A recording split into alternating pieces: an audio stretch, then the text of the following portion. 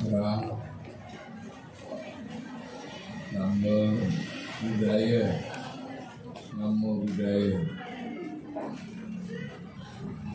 Om Sakti, Om Swastiastu. Sama juga sampai nyebut nama saya juga susah. Saya juga nyebut itu juga susah. Ya,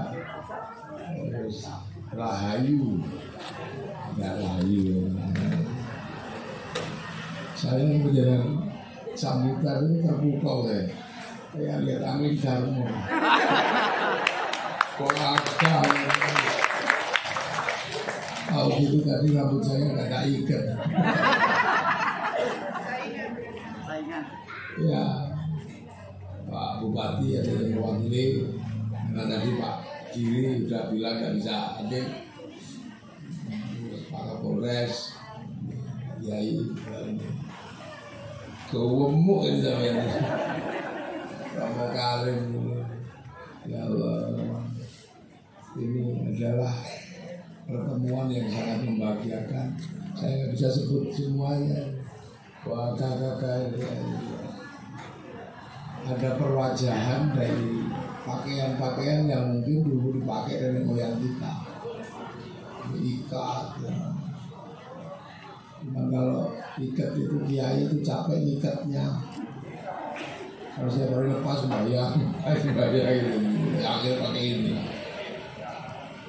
Para hadirin dan hadirat yang berbahagia, alhamdulillah. Kita itu butuh suasana dan situasi seperti ini. Sangat membutuhkan. Karena apa? Kita ini masih manusia. Jadi manusia itu sampai kapanpun dan dimanapun hidupnya itu tidak independen. Itu manusia. Mau dimanapun sampai kapanpun manusia itu tidak ada yang bisa hidup independen. Karena manusia hidup itu ditopang oleh kehidupan yang lain. Itu tidak akan mungkin bisa dihilangkan. Sekedar untuk hidup saja. Manusia itu ditopang oleh kehidupan yang kita ambil dari ikan. Tanpa ikan manusia juga gak sehat. Padahal ikan juga punya kehidupan. Manusia mencret misalnya, itu ditopang oleh kehidupan pucuknya daun jambu untuk sehat.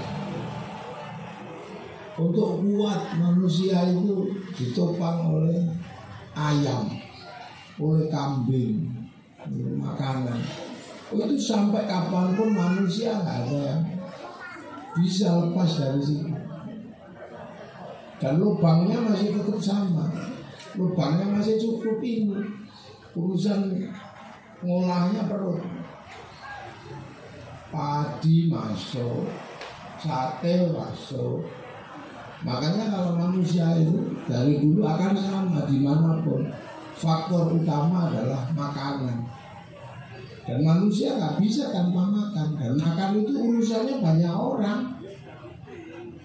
Ini aja jeruk apa kita makan enak ini anggur. Ini orang Cina yang nanam. Ini orang Cina. Kalau dalam bahasa kiai sederhana aja. Bahkan sampai agama pun nggak bisa independen. Di dalam Islam ada pelajaran sholat.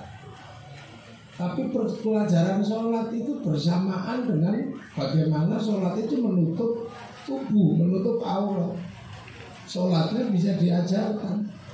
Tapi menutup aurat ini pakai kain. Kain ini sudah nggak bisa diurus sama kiai. Kain ini urusannya pabrik kain. Yang kebetulan pemilik pabrik kainnya Cina. Jadi kiai nggak bisa sampai situ. Kalau Islam ada yang sholat pasti wudhu. Wudhu itu urusannya air. Air itu sekarang urusannya sanyo sama pipa. Sanyo dan pipa tidak diurus lagi oleh kiai, itu diurus sama mas pion. Selalu gitu. Kehidupan itu gitu.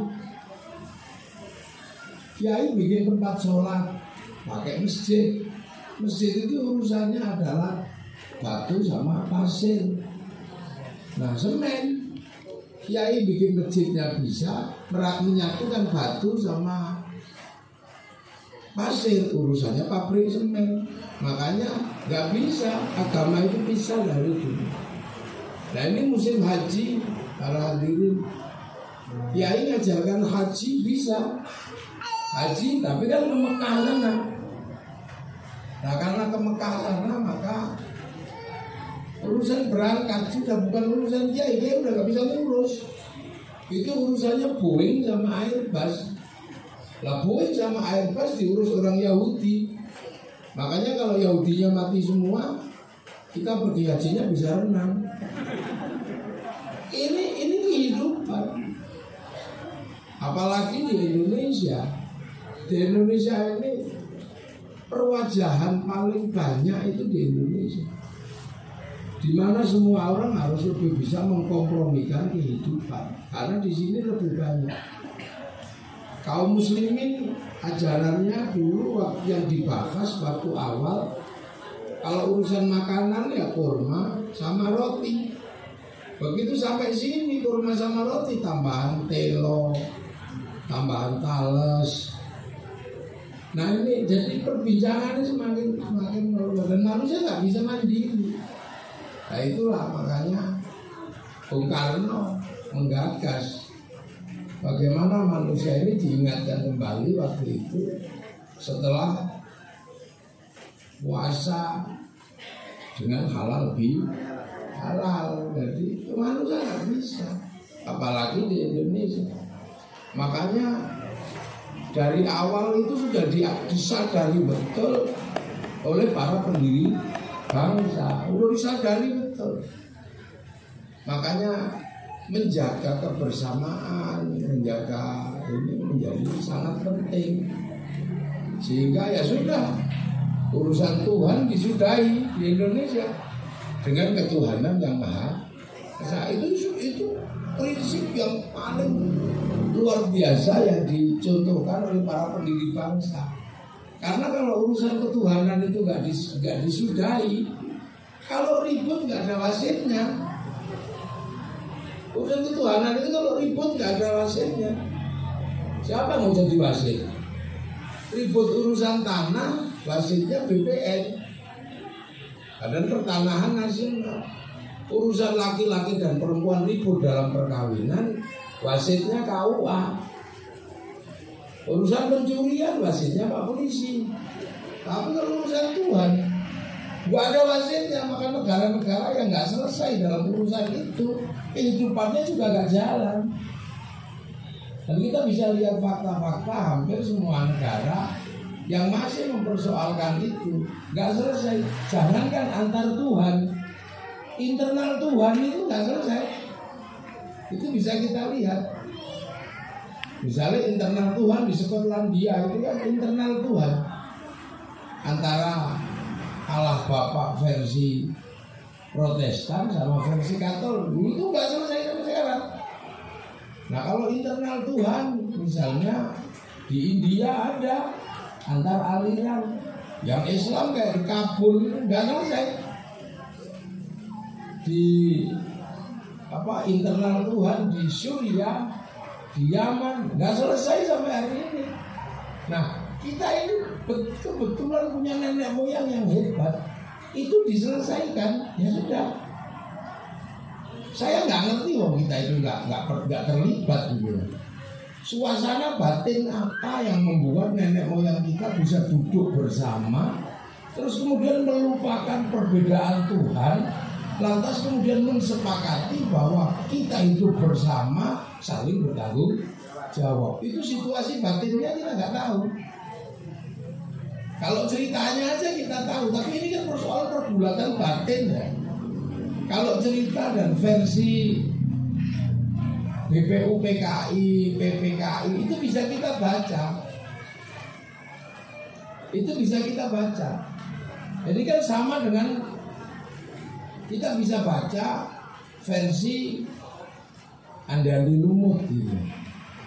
Bisa baca kita cerita tentang Andi Lumut, tapi kita nggak ngerti suasana batinnya Panji Asmoro bangun itu kayak apa. Kita kan itu udah nggak ngerti.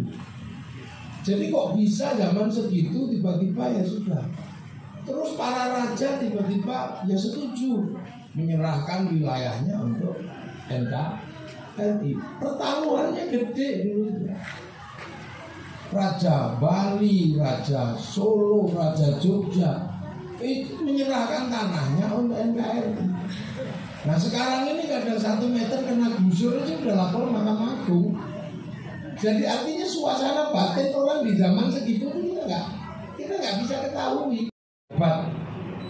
Mungkin beda ya dengan sekarang. Orang beragama juga mungkin dulu lebih serius, lebih khusyuk karena zamannya masih sangat kuat zaman itu.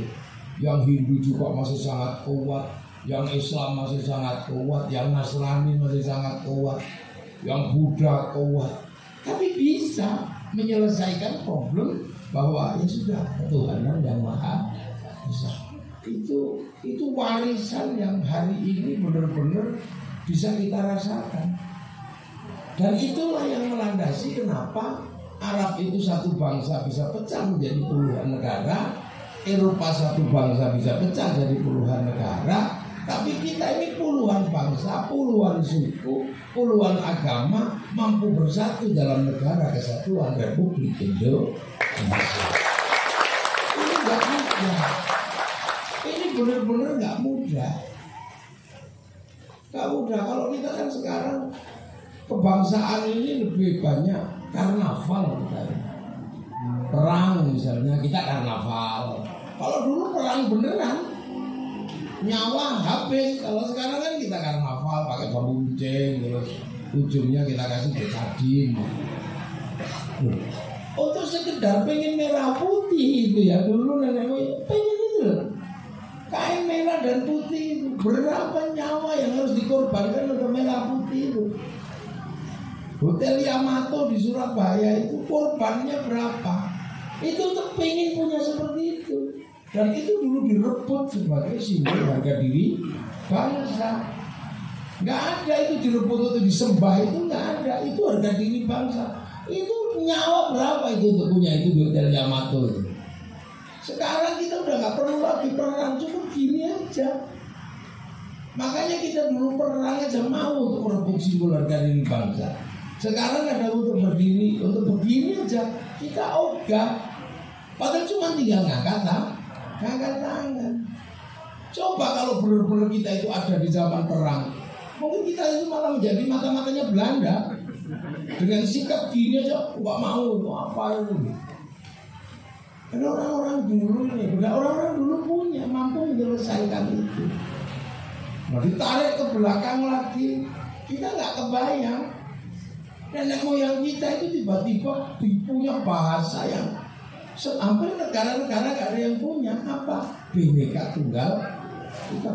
Itu kan bahasa yang dalam mungkin sekarang itu kan bahasa yang keren. Bagaimana itu bisa ada di Indonesia? Itu dikenal sebagai bahasa yang mempersatukan Nusantara. Kita nggak tahu di balik itu ada peristiwa apa. Kok nenek moyang kita legowo? Kok bisa?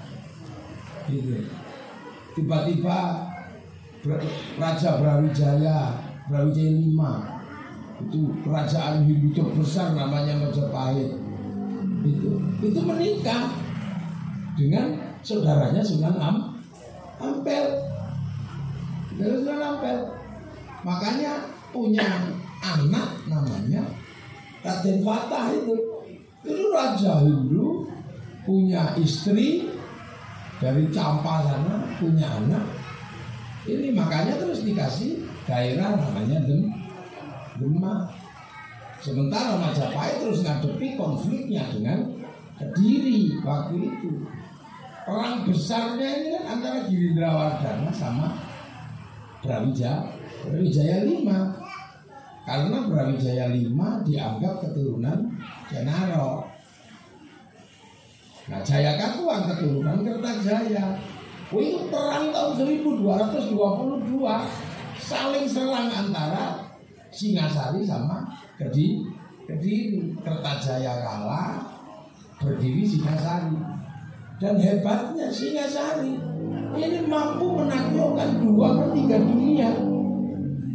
Jadi kalau sekarang Cina itu bangkit menjadi bangsa besar karena dulu pernah menjadi bangsa penakluk.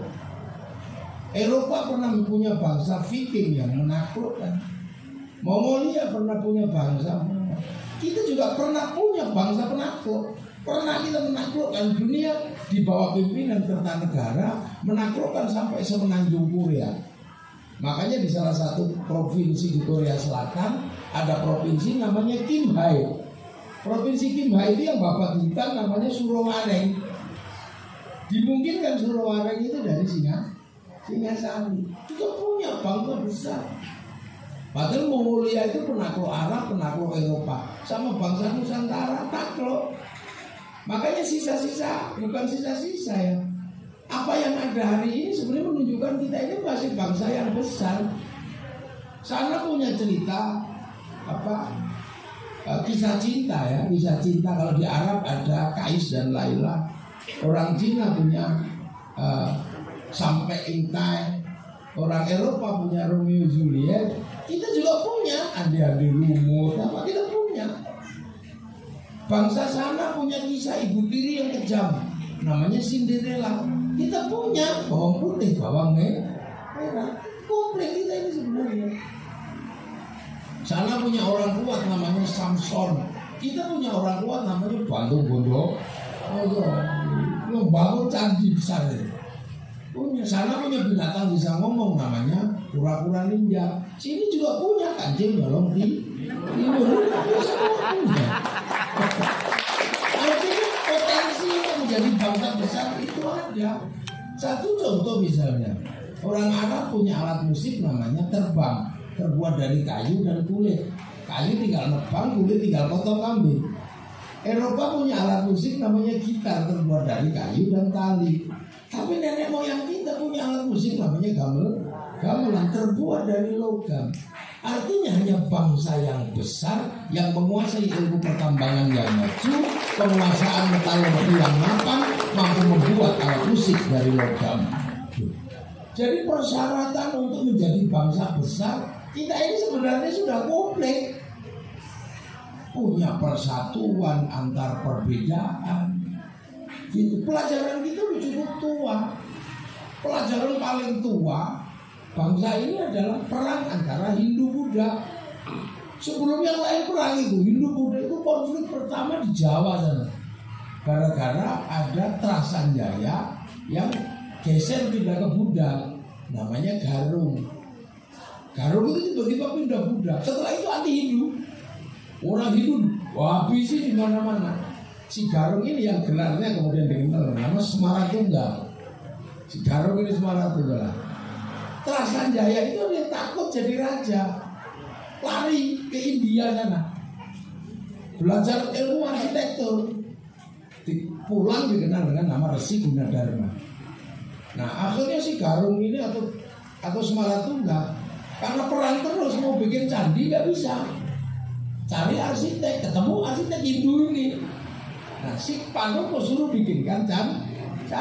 Arsitek itu punya karya besar namanya Sambara Budu Raya, dikenal dengan nama Borobudur itu. Jadi arsiteknya itu orang Hindu, makanya ada candi Buddha, tapi coraknya Hindu. Lu itu yang sekarang bangunannya nggak kebayang segede itu. Masjid Istiqlal aja kalah besar itu sama. Berarti orang dulu taatnya luar biasa. Nah, tapi kemudian berikutnya yang satu akhirnya ketemu, repotnya apa? Anaknya Semaratungga yang Buddha ini jatuh cinta sama Panuko ini. Ya namanya cinta, orang tua mau gimana walaupun dia anti Hindu, tapi anaknya jatuh cinta sama si Panuko ini. Akhirnya ya mau nggak mau dinikahkan. Itu makanya kalau dalam konflik apapun jangan terlalu dalam. Sampai jadilah daun nggak akan kusobek, jadilah air nggak akan aku ambil. Khawatir kita itu. Paling kayak pilpres kemarin misalnya, nggak usah serius-serius. Khawatir jangan-jangan anak kita jatuh cinta. Ya akhirnya nikah kan. Akhirnya kerajaan Hindu yang demikian fanatik diserahkan sama orang Buddha itu. Akhirnya kemudian si Panopo bergelar Rakai Pikatan. Si Pikatan inilah yang kemudian mempertemukan yang hanya ada di Indonesia. Apa? Sila Buddha. Sila Buddha itu hanya ada di Indonesia, gak ada lain di India di mana-mana. Itu karena orang itu. Jadi kenapa di Indonesia ada Sila Buddha ya? Karena nikah itu. Akhirnya kemudian yang Hindu datang minta dibikinkan candi, ya sudah, gak usah galak-galak lagi lah kamu. Akhirnya juga nikahin sama anaknya orang Hindu. Nah sudah akhirnya Resi Kumbayan candi diawasi sama anak Rakai Pikatan namanya Lokapala.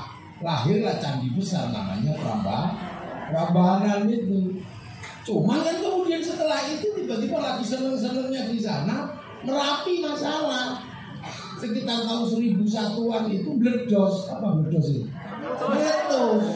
Akhirnya dua wangsa ini, yang Buddha masuk ke wangsa Sailendra geser ke Palembang, yang Hindu geser ke timur. Itu Sindok bikin bangsa Isana. Jadi cikal bakal kerajaan timur. Pengalaman konflik agama ini kemudian udah nggak dibahas lagi. Makanya karena Palembang Sailendra udah nggak bahas ribut agama, jadi besar ya. Karena gak ada problem internal. Singasari sudah tidak lagi bahas konflik agama, dia jadi besar menguasai 2/3 dunia. Dan Majapahit sudah berani mengambil sikap Bhinneka Tunggal Ika. Ini sikap sejarah. Ini bukan sikap dongeng, ini sikap sejarah nenek moyang kita yang akhirnya melahirkan NKRI. Makanya kalau ada Banser jaga gereja, terus pecalang jaga Idul Fitri, itu bukan warisan baru, itu warisan nenek moyang kita menjaga kedaulatan Nusantara. Saya jaga. Makanya ya biasa aja. Cuman orang Hindu ini kan dulu, kalau yang dari referensi yang saya baca, orang Hindu itu punya dharma yang beratnya luar biasa. Karena meninggalnya itu harus moksa. Itu nggak semua orang bisa. Kalau yang Nasrani, yang Islam ya mati gitu aja. Tapi kan kematian versi Hindu itu mati yang paling berat ini kan moksa. Harus nir dunia. Nah mengerjakan itu kan nggak semua orang bisa. Makanya harus ada dharma namanya Upanishad, Kabumian, Upawasa. Upanishad meninggalkan dunia, keduniaan. Kabumian menjalani dharma seperti bumi.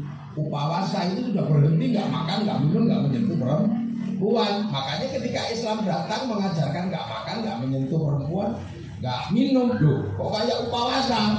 Makanya kemudian orang dulu menyebutnya puasa. Makanya kita menggunakan bahasa bulan puasa. Gitu loh. Ini ada, dan itu berat. Nah, raja-raja dan pemimpin-pemimpin Hindu dulu kalau sudah melakukan Upanishad dan Upawasa itu kadang nggak pamit. Gajah Mada tahu-tahu pergi gitu aja. Karena kalau pamit berarti dunianya masih nyantol. Nah, itu makanya kan kemudian banyak sekali jejak-jejak yang hilang. Raja-raja kayak Siliwangi tiba-tiba sampai sekarang dipikir masih hidup. Karena setelah menjadi raja melakukan dharma, meninggalkan dunia, udah pergi itu aja. Nah itu yang kemudian paling berat itu kan di situ. Kalau di dalam tasawuf ada tahalli dajjal meninggalkan dunia. Jadi nenek moyang kita ini punya sikap sejarah yang luar biasa. Kok bisa itu loh? Siwa Buddha jadi satu itu kalau nggak di Indonesia nggak ketemu itu. Nggak ketemu. Betapa besarnya.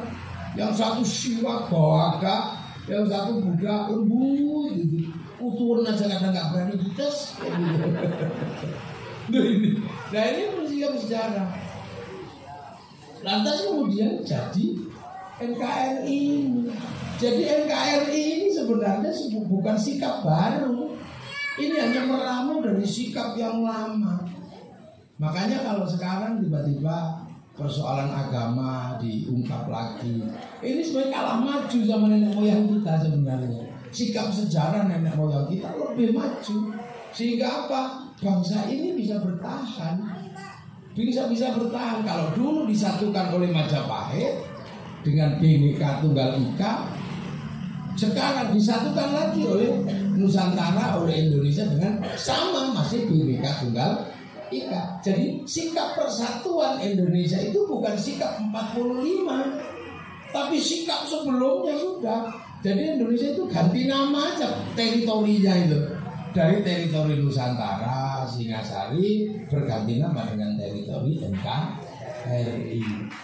Itu pergantian, teritorinya masih sama, sikapnya masih sama. Makanya kalau kemudian tahun 45 itu duduk bersama seperti itu, sikap sejarah yang luar biasa. Tiba-tiba menyepakati ketuhanan yang Maha Esa. Dengan makanan mungkin juga gak sebanyak ini.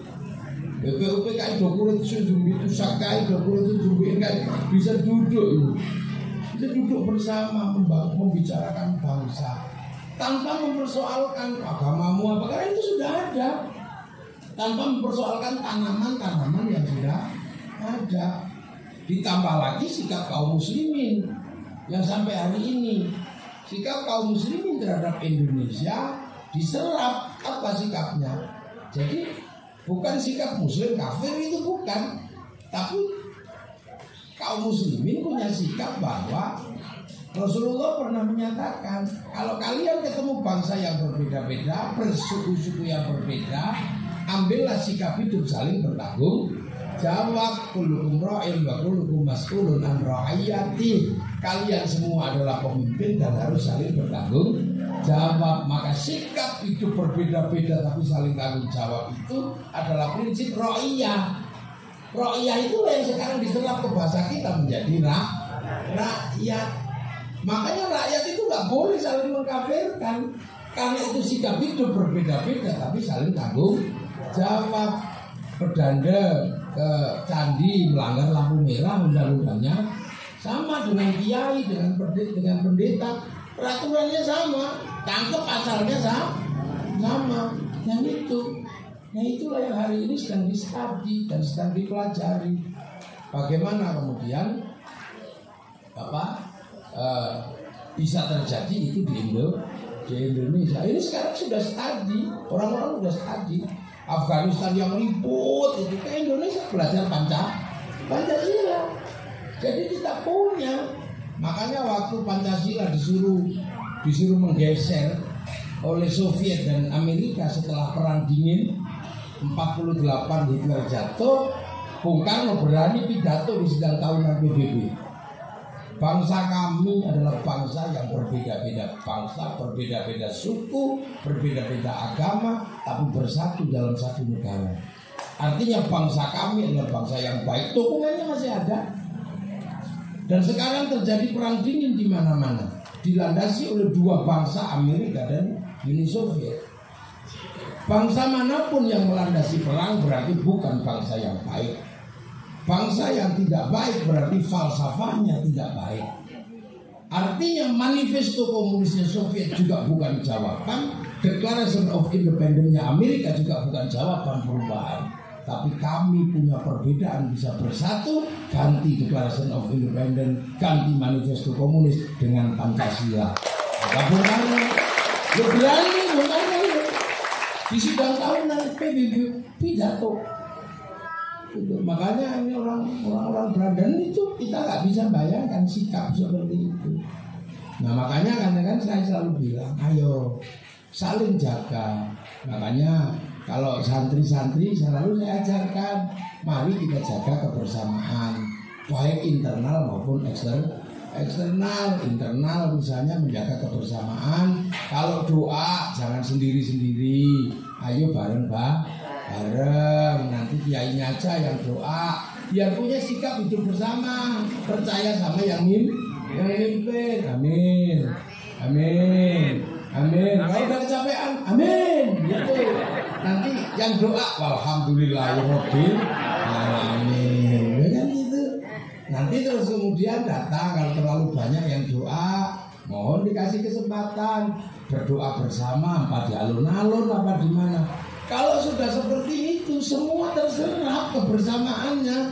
Bakul bakso jualan di situ, terus arum manis jualan di situ, tukang parkir ada. Kalau di Jawa begitu, ini nilai ekonomi yang membuat kebersamaan.